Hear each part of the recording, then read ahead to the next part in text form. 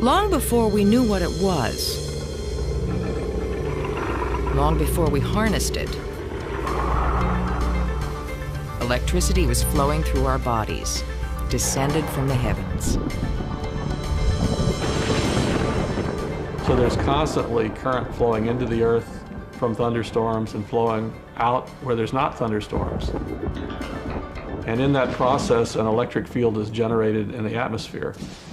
We walk around, the voltage between your head and your toes when you walk around is 200 or 300 volts, and nobody notices that because you grew up in it.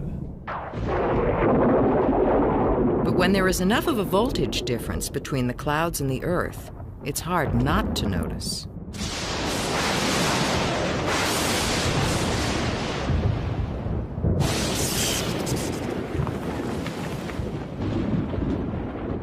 One of those who was fascinated by the phenomenon was Benjamin Franklin. Ben Franklin was a really smart guy. He was one of the original experimenters with electricity, period. He, in fact, invented the designation of positive and negative charge. Today, high technology has replaced the kite.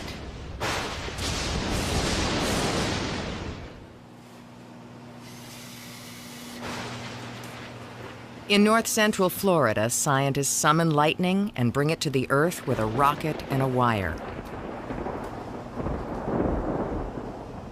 We can make the cloud produce lightning and direct it where we want to direct it to do tests, and that really hasn't been possible before.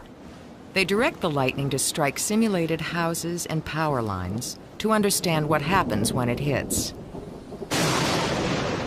The rocket launch provides a more controlled experiment than anything Ben Franklin could have imagined.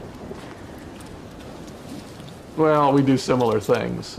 He didn't think his kite was going to get struck, and he thought that if it was going to get struck, that he wouldn't get hurt. So he was wrong there. If the kite had been struck, he probably would have been killed, as have many people flying kites. They load a rocket and launch it into the belly of a thundercloud. From the rocket's tail, a spool of copper wire unwinds, creating a path for the lightning to follow. There's a level of excitement and tension before you push the button, and then there's a level of holding your breath for 2 seconds when the rocket goes up that's unlike anything else. And success feels real good because we only make it happen 20, 25 times a summer, so every one is a big deal.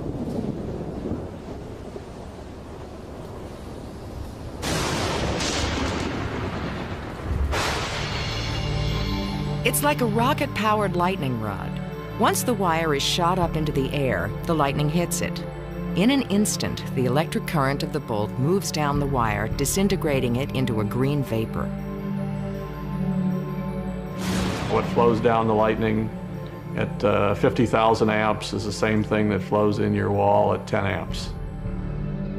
The temperature of a lightning bolt is more than 50,000 degrees Fahrenheit, 6 times hotter than the surface of the sun. All that heat and light is generated by uncounted numbers of electrons being forced to move. An atom's nucleus has a positive charge. Electrons orbiting the nucleus have a negative charge. When electric current flows, electrons are torn from atoms and move freely. Electricity is the flow of electrical charge, and most of the charge flows as electrons moving. Whenever there's an oversupply of electrons, an object develops an overall negative charge. Nature balances things out with equal positive charges somewhere else. The potential difference between the charges is measured in volts. Electric current, anything from static electricity to lightning bolts, is electrons moving from negative to positive. It seems like it's easier to make sparks and lightning than not to make them. Anytime you have two dissimilar materials rubbing together, you get sparks. The path that leaping electrons follows depends on the material they flow through. The human body certainly will conduct current, but not a lot.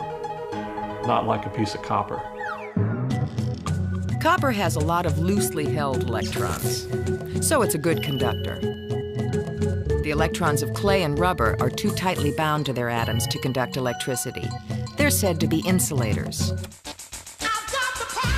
How electrons begin to move in the first place is a result of a force of nature called electromagnetism. Our whole technological civilization exists because electricity can make magnetism, and magnetism can make electricity.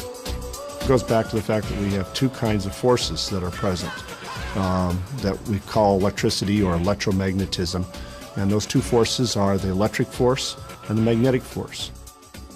The fundamental charges are a positive charge and a negative charge. To see these forces at work, head north and look up into the night sky.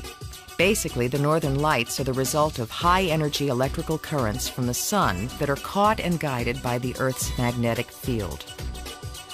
There's electricity out there.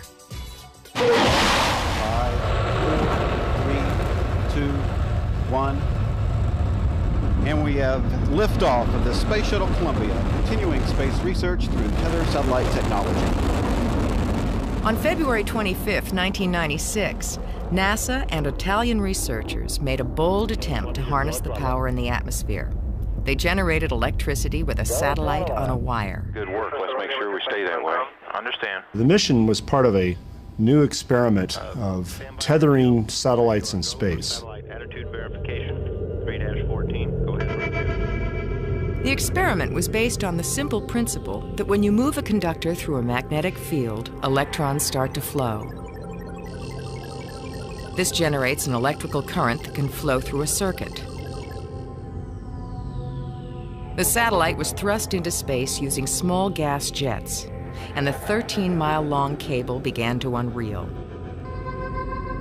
If you put a wire inside of that tether, you now have a moving wire that moves across a magnetic field. That magnetic field in this case is the Earth's magnetic field, and the motion is the motion of the space shuttle moving at very fast, high velocities, orbital speeds. Things look fine down here, Jeff. The moving wire in the Earth's magnetic field generated 3,500 volts, enough energy to power a space station. Okay, we see the tension go way down, but the tether's still going out fine. Very slight lateral oscillation. The tether was clearly visible from the ground. It was one of the biggest man-made objects ever sent into space. For 5 hours, the tether swept through our planet's magnetic field, generating more and more electricity.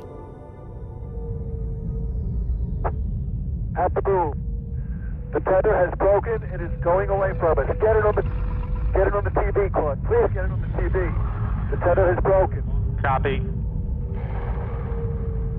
Trying to photograph it floating away from us.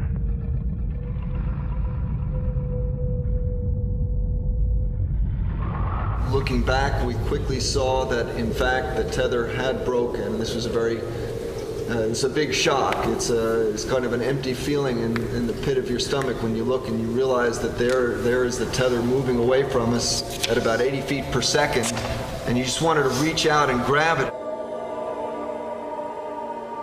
The wire was generating so much electricity that a spark jumped from the wire to the satellite deployment system and burned through the tether.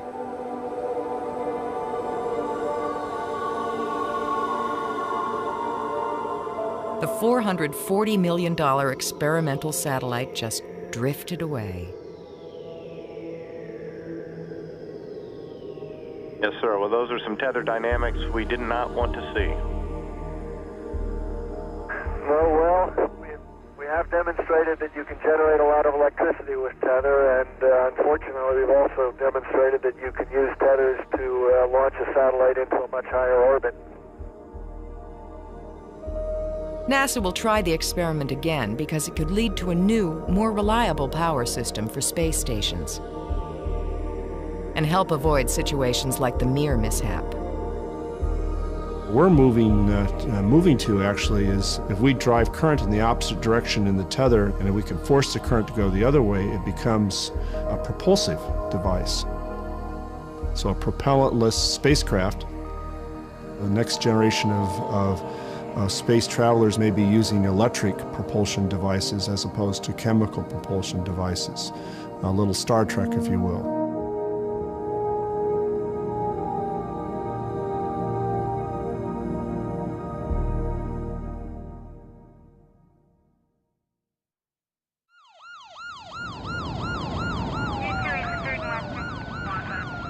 Perhaps we notice electricity most when we don't have any. On July 13, 1977, New York City experienced a blackout.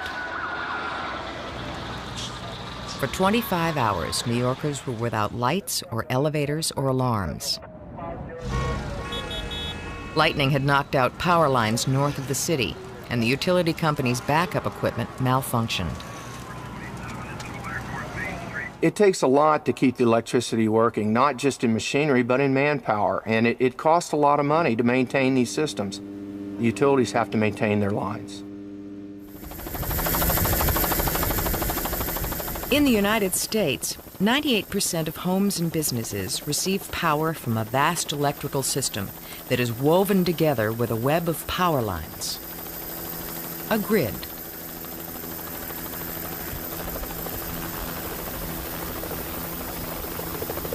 These power lines are naked live wires, carrying 500,000 volts. It's up to the lineman to inspect and repair every part of the grid, usually without shutting down the power. And Bill, I was going to start making a gradual left turn and start heading over towards the line. One of the most daring techniques is used on very high voltage tension lines. It's pretty dangerous, I feel, because you're mixing aviation with electricity. One, you're depending on the helicopter, everything mechanical to go right. If it goes wrong, you're going to drop out of the sky like a rock. If the lineman makes a mistake, you're going to vaporize. These linemen and pilots work for Ag Rotors Incorporated. One of the few companies that attempts these high-wire acts, Ag Rotors has the best safety record in the business. It's dangerous work that only a handful of people in the world are qualified to do. One of them is Spider Lockhart. Because I'm going to put the hood over top of my helmet.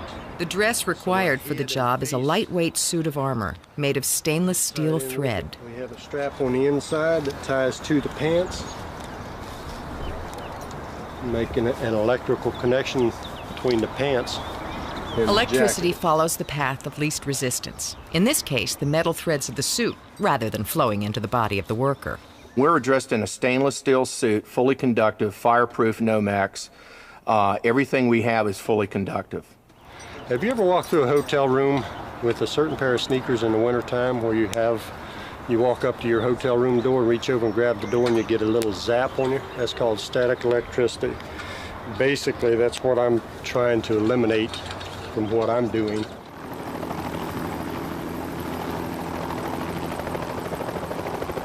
There's linemen all over the United States that are risking their lives every day to keep the power flowing.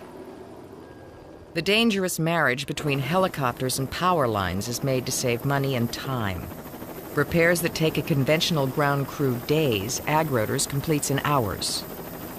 And Bill, we're just looking for the right structure number, and then we're going to have to probably turn back a span or two once we orient ourselves. The lineman's life depends on constant communication between him and the pilot. This is the span that we want. I'm going to go ahead and come down in between the two 500 kV lines, and we're going to find the damage location, and we'll get ready to start work. We could actually get too close to a power line and a tree, and the electricity would arc amongst all of us, and we could actually short out the power line and destroy ourselves. Both men know if the communication stops, something is wrong. It's a crucial fact that Spider Lockhart learned from experience. As soon as I felt the voltage going through me from the mechanical ground that I had, I knew that I'd made a mistake. Sometimes it's a little bit late to figure out your mistakes, but I knew that as soon as I felt that. I had enough to know that it was killing me, and that's, to me, I was screaming to the pilot to get me away from the wire, and he never heard a thing because I couldn't open my mouth. The electricity stopped Spider's heart, but a coworker revived him, saving his life. And I saw Spider laying across the platform, half on, half off, and I knew something was wrong. When the helicopter came in, I didn't even wait for it to land. I jumped up on top of it. I started cutting his body harnesses off of him. I closed his eyelids, and I just started giving him CPR. And I worked on him a little over 3 minutes before I brought him back. When Spider is suspended in air and therefore not grounded to anything, the electricity treats him as part of the wire and safely passes over his body and not through it. If you were able to take a voltmeter, which measures voltage, and measure the voltage on that helicopter, it would be energized at 500,000 volts in anything on that helicopter. The metal wand gives the electricity a controlled pathway from the wire to the helicopter. Once the pathway is established, the lineman replaces the electrical connection held by the wand with metal clamps. The clamps allow the lineman to free his hands so that he can work. I was working in the middle of the Everglades, and I knocked the bond off, unbeknown to me. And when I went to get close to the wire, the arc went straight to my mouth. So I absorbed roughly about 500,000 volts to my mouth and my nose, blew all the fillings out of my mouth, cauterized my nose, knocked me out of my seat belt up underneath the platform, the belly of the ship on the platform. And I was unconscious, it seemed like, for a pretty long time, but it was just a few seconds. The amount of voltage may be the first fact recited when explaining the dangers of electricity. But the high voltage isn't what kills a person, it's the amps. The electricity in the lines can flow at 500,000 volts, but isn't necessarily deadly if the amps are low. Real low. It only takes 1 amp to stop the heart. Think of the electricity flowing through wires as the flow of water. In a squirt gun, water is under pressure and moves fast, but to put out a fire, it's not the best choice. You need a fire hose that can move a whole lot of water. The water pressure is equivalent to voltage in electricity. The amount of water is like electrical current and is measured in amps. Electrical measurements are based on numbers of electrons. A light bulb, which uses 1 amp of current, has 16 quintillion electrons moving past a single point in the wire each second. And they all have to come from somewhere.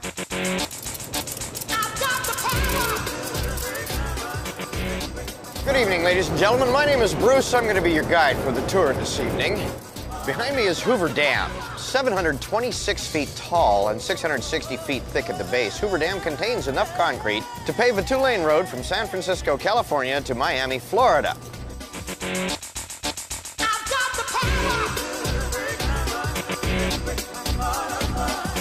Ladies and gentlemen, while you're on tour this evening, there are a few rules which you are going to have to follow. If you hear bells, whistles, horns, sirens, or buzzers, look at me. If I'm still standing here, it is not an emergency. If it is an emergency, follow the instructions which I give you carefully. Don't trample me trying to escape. I have the keys. Hoover Dam is one of the greatest civil engineering feats in the world. The dam is more than 700 feet high, forming a lake more than 100 miles long. Its purpose? To turn the energy of falling water into electrical energy.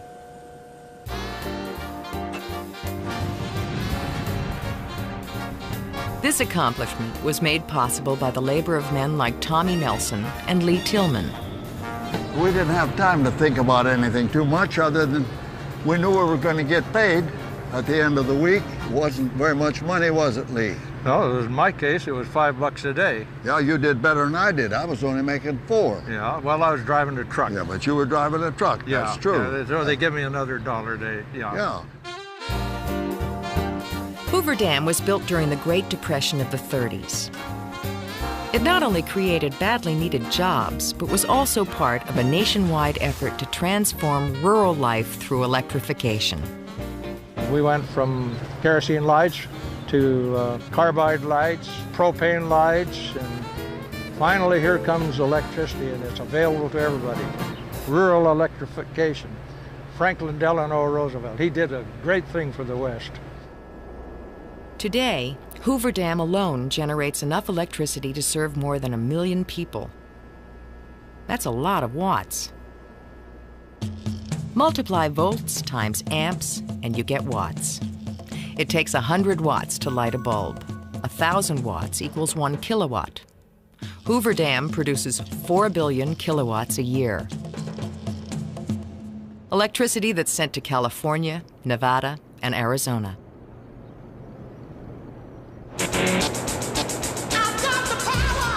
This is the Arizona wing of the power plant. This room is longer than 2 city blocks.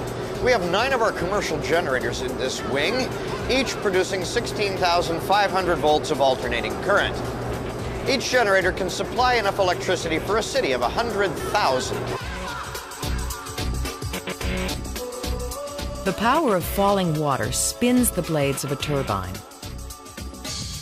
The shaft from a turbine spins a magnet inside a tightly wound coil of wire. This motion generates electricity. The spinning magnet causes electrons to move in the wires and produce an electrical current. In this case, it's alternating current. A direct current flows directly without any pulsations.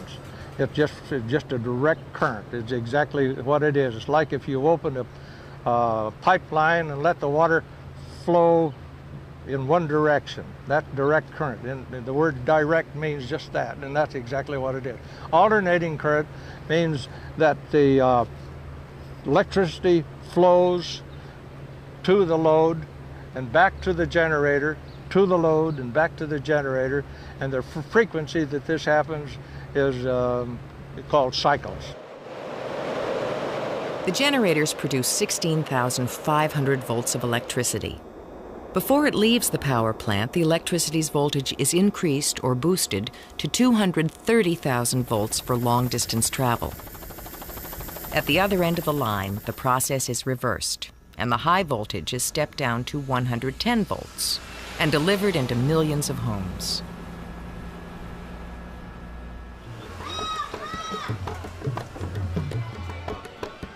In some places, the need for electrical power has forced people who can't afford it to break laws and become electricity rustlers.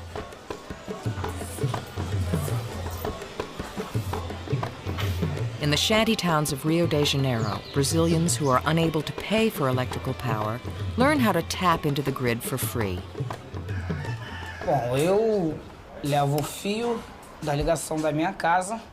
I take wire from my house up to a clock or a light post, and from there I bring in the electricity. Electricity is siphoned from main lines and tangles of makeshift wiring. Live wires and unsafe connections are hazards that the local people live with, or in some tragic cases, die by. Horrível porque ele não sobreviveu. It was horrible because the electrician pirate didn't survive. He was making a connection for a lady whose house had had a blackout. He had been in the water earlier, so he was wet. He climbed on a zinc rooftop and started touching the wire.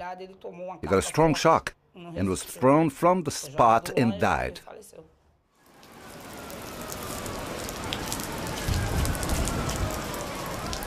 These self-taught electricians are often regarded with gratitude by residents.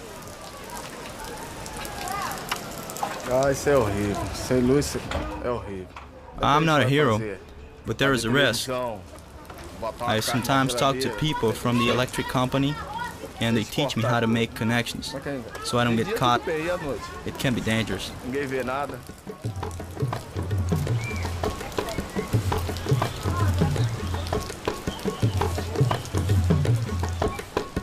Today, life without electricity is unimaginable.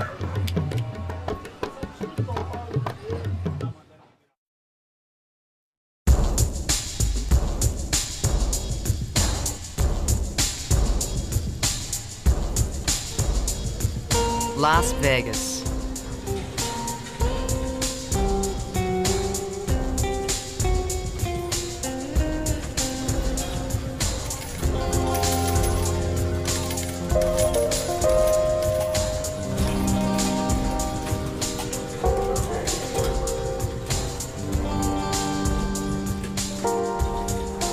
Well, people are like insects. They just love light, and they're drawn to it, and they want to see what it's all about. And so the casino operators and everybody here put a lot of light out, and it just draws people in. It just says, we're having a party here. Come on in. Come on in. In Vegas, the theory is, if you build it, they will come. And if you build it and cover it with lights, they will come and spend money. Without electricity, this town would just be another sleepy place in the desert. From space, it's the brightest man-made spot on the planet. Millions of bulbs that all, at one time or another, burn out and need to be changed. Every night, crews from the Young Electric Sign Company go to work repairing and replacing bulbs.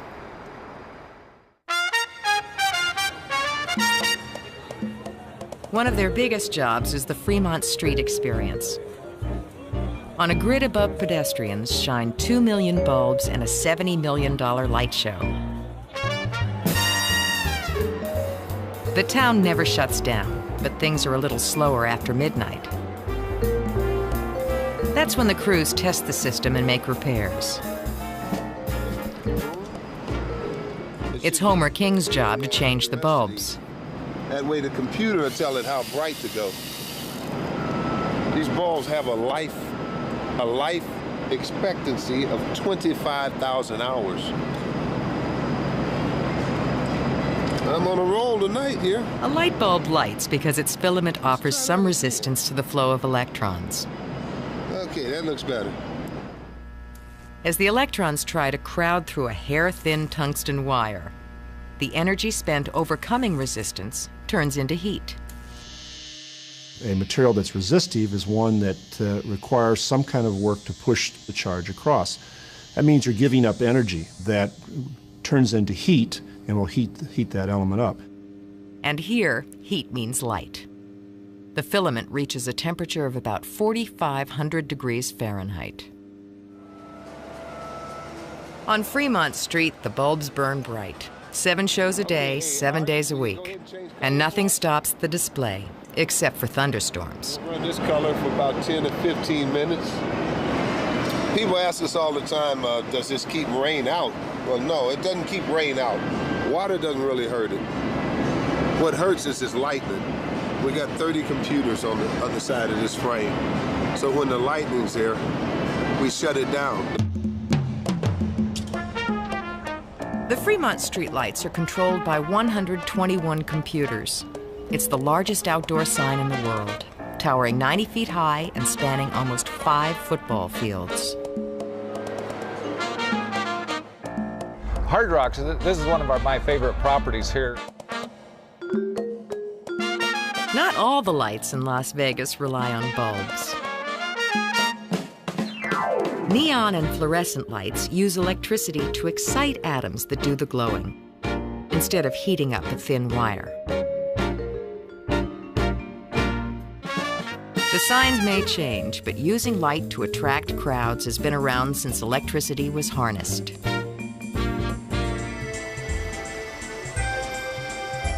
Coney Island was one of the very first places to use electricity. Thomas Edison lit it up with 1 million of his new incandescent bulbs. They called it an electric Eden. Being, I guess, almost like a new world. It was like the playground of the world, and being all lit up. At the turn of the century, Coney was the largest amusement park in the world. Charles Dickens, Mark Twain, Sigmund Freud, Herman Melville, and Walt Whitman were among the thousands who flocked to see the magical electric light at work. Coney Island wouldn't be Coney Island without electricity. If you remember correctly, electricity made its debut in Coney Island. Coney is lights, Coney is movement, Coney is electric.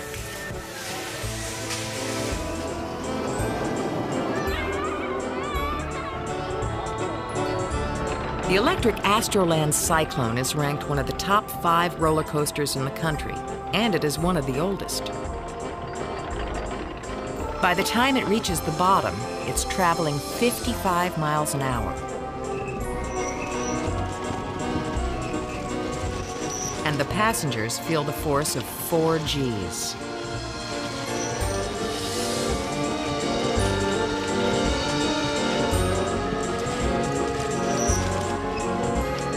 For the last 70 years, this electric motor has made it all possible, pulling the 7-ton car to the top of the hill.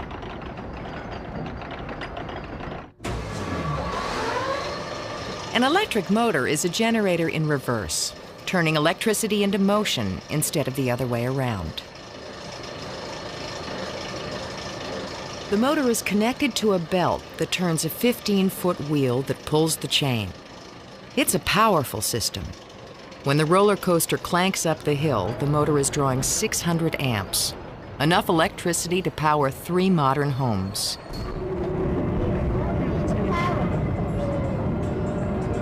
Coney Island was one of the first places that exploited electricity for profit and pleasure. Good use. It's the only use. I mean, listen, electricity, it attracts us all. If we didn't have electricity, where would we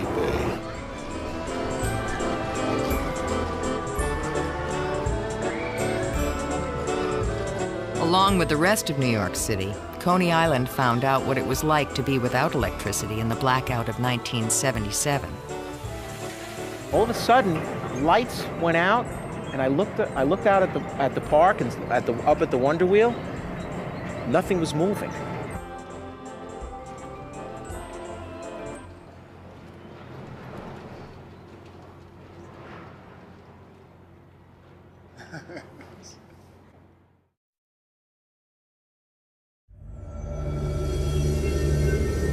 As soon as scientists were able to capture electrical energy, they began to experiment with it. In 1780, an Italian anatomist, Luigi Galvani, made groundbreaking discoveries. Galvani made lightning measurements. Galvani took frogs' legs and showed that when it lightened, they twitched. So he showed that the lightning radiates an electric field which produces a voltage on the frog legs. Throw the switch.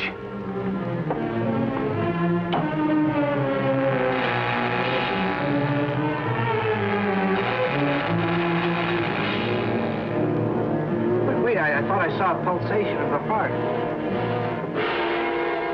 You're right. Dr. Bradshaw is beginning to breathe. You brought this man back to life. No. The heart muscle has simply responded to a terrific electrical shock, that's all. What was once thought to be science fiction turned out to be fact. A heart beats because every second electrical impulses spread through the heart muscle, triggering and coordinating a movement. These signals send echoes through the body tissue to the skin, where they can be detected by metal sensors and displayed as an electrocardiogram, an electrical readout that allows doctors to constantly monitor the heartbeat. Electricity, electrical impulses are all over the body. The electricity in our bodies is created by chemical reactions between cells. What triggers the heart to squeeze are these signals, these small electrical currents, which travel from the outside to the inside of the cell every time your heart beats. Dr. Hugh Calkins is an electrophysiologist at Johns Hopkins University. He uses electricity to treat and cure electrical malfunctions of the heart. Today, he is implanting a device in a patient who suffers from a condition that causes the heart to beat too fast. It takes a certain amount of time for the heart to squeeze blood out of the heart, and also for blood to get back into the heart. So if you go very, very fast, instead of squeezing in a rhythmic fashion, it will literally be quivering, and no blood will flow in the body, and within seconds you'll pass out, and in minutes after that you'll be dead. In order to restore the heartbeat, the victim needs an electrical shock. When you just put these on the body, you get what's called a quick look, that this acts as an antenna. you can see what the heart rhythm is, and if it's not what you want it to be, if it's ventricular fibrillation, then you can go ahead and discharge it. The way that's done is by pushing both of these buttons simultaneously will cause these to fire, and that will give a 360 joule shock across the body. And to the degree that the heart's in between, the heart will be depolarized and normal rhythm will be restored. In the electrophysiology lab, the technology of portable defibrillators is now being implanted in the body. Calkins threads a small wire lead down into the heart. That's up in the pulmonary artery. The wire lead acts like permanent paddles on the heart. If the implantable defibrillator detects a problem, it will automatically give an electrical shock to the heart within 10 or 15 seconds. When I put one of these in, you really have this comforting sensation that this patient, it's like as if they're in the intensive care unit forever, that if ever they develop a rhythm abnormality, too slow or too fast, it will take care of it. And it's really this tremendous insurance policy. The most critical part of the procedure is the testing of the device. Everything all set? Here we go.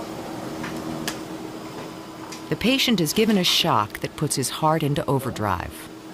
The heart starts fluttering rather than beating steadily.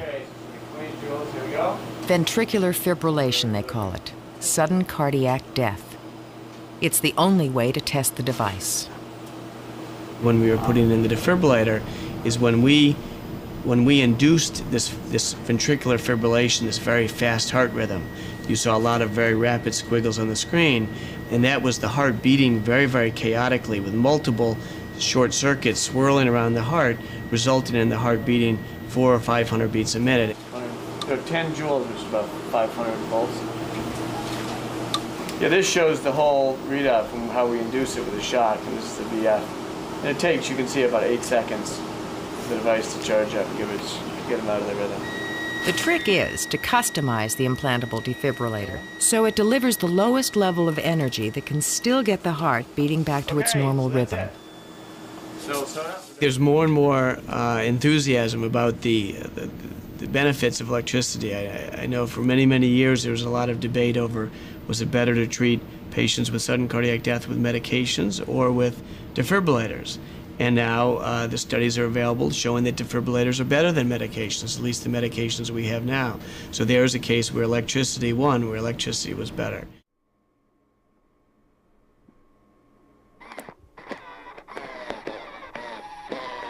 This is a Utah arm, one of the newest links between human and machine.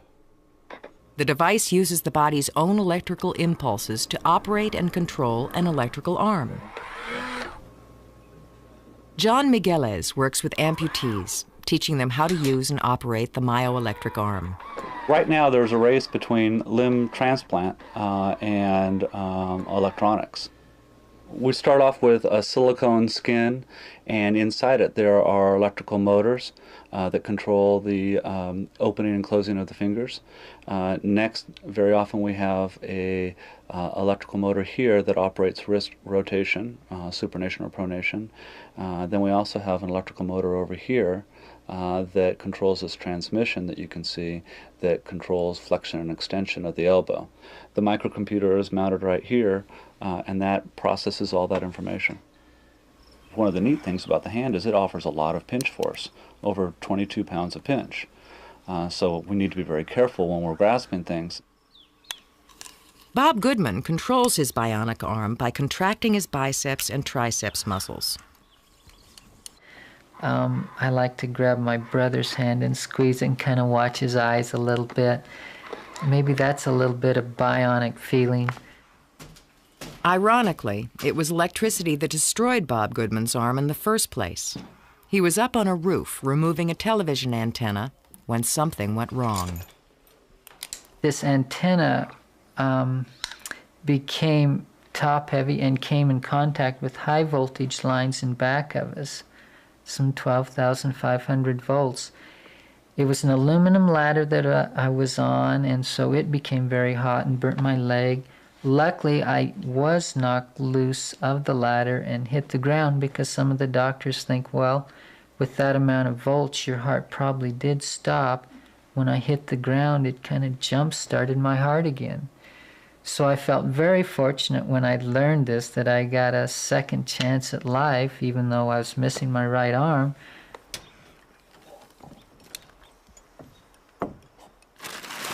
When the brain sends an electrical signal to flex the arm muscle, the signal, or impulse, is intercepted at the muscle site by electrodes, or skin sensors. This electric impulse is then amplified and used by a microcomputer to control the electrical motors in the arm. The patient has to be able to produce two independent signals, or muscle contractions. Typically with Bob in this situation, we're using biceps and tricep muscles, but he has to be able to fire those independently. If he were to fire them together, it would tell the hand to open and close at the same time, which would just create a little jitter in the hand. In a myoelectric arm, when you lock the elbow here to make the hand work, to unlock this elbow, it takes the flex of both muscle sites at the same time and then an instant relaxation. So for me to get that elbow to unlock, it took quite a few months actually. I would always flex one site before the other. So it was releasing the elbow is what took me the most time to get down. So how are things going? You having any particular problems? Not really. I've put a new harness on and snugged up the fit in my socket, so it seems to be responding really well. Great. How's that battery doing? Well, I'll turn this arm off here, and the batteries are holding up real well. This new battery pack is lasting 4 to 5 days for me. A lot. Okay. It's opening and closing the same amount of effort for both. Open this and clean this. Okay. Open and close? Good. Close? Great. When I first tried it on, I think there was a hint of having an electrical arm this close to my body, but as soon as I was able to make the arm work and the hand to work, and that all disappeared. I thought it was so neat that a person could make a lifelike hand work so effortlessly that fright left right away. It became more of an enhancement than a threat right away. It's been releasing real well. A Utah arm can cost anywhere from $45,000 up to $120,000. Left the lights on, which means that I've chosen to wear this arm every day, so maybe I didn't learn quite enough lesson from an electrical shock because I still wear an electrical arm. Okay. Good for another 10,000 miles. Yeah, great.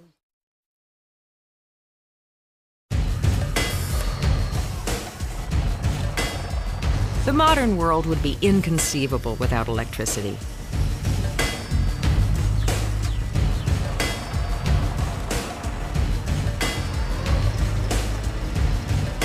In 8 hours, a man used to hard work can continuously exert 1/10 of a horsepower.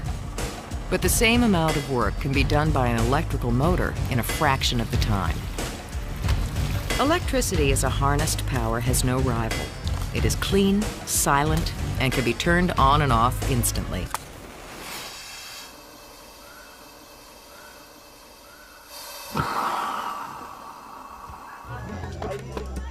Worldwide, there are still 2 billion people who exist without electrical power.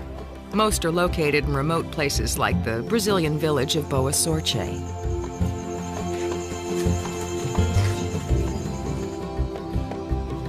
Too isolated to receive power from the country's grid, the residents did without the electrical inventions of the 20th century. And without conveniences like medical vaccines that need refrigeration.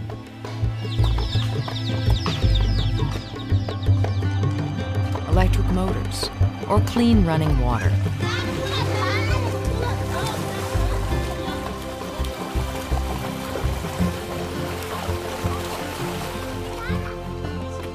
The villagers used contaminated surface water, which was funneled from the springs to the local watering hole. The only clean water was buried deep beneath the earth. An electrical pump was needed to get the water to the surface. To solve this problem, the governments of Brazil and the US joined forces to provide electricity by harnessing the sun's energy.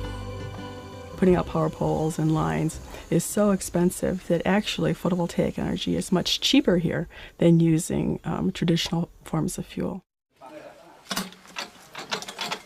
Photovoltaic cells, or solar panels, convert energy radiated by the sun into electricity. Clean, renewable power that villages like this can afford. Engineer Roger Taylor is part of the electrification initiative in Brazil. In this particular village, they're going to change by having the school accessible at night. The health clinic will certainly be able to store vaccines and provide more immediate health services. And the water pumping system here, particularly since it's so deep, will provide very pure, very clean, filtered water. The joint effort will set up 4 different systems here. The largest will power an electric water pump for the well. Water pumping takes a fair amount of energy in this case because the well is fairly deep. The well here, we will put the pump at about 100 meters down in the ground, so it takes a lot of energy to pump that water up to the top. When a solar panel is put out into the sun, the materials within it release electrons and produce electricity. In Boa Sorte, the panels are being connected to a pump. When the system is up and running, the electric current and water will flow. On May 26, 1997, the village turned on the power.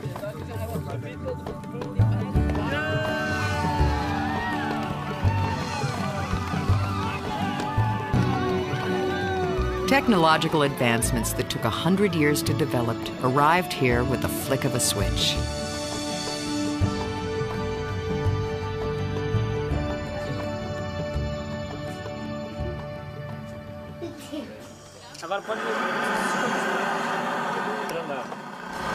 And so then it would be very interesting to see, once they have the basic standard of living that many people of the rest of the world enjoy,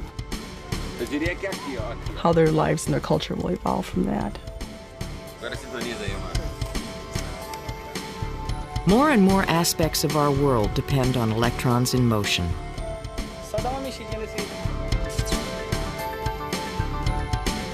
They flow through countless switches and machines. They flow through our bodies and brains. They can even start life. In a test tube, you can make lifelike things, molecules, with electric sparks. When researchers in Scotland cloned a sheep named Dolly, a tiny spark of electricity was used to fuse cells and start the egg growing into an embryo.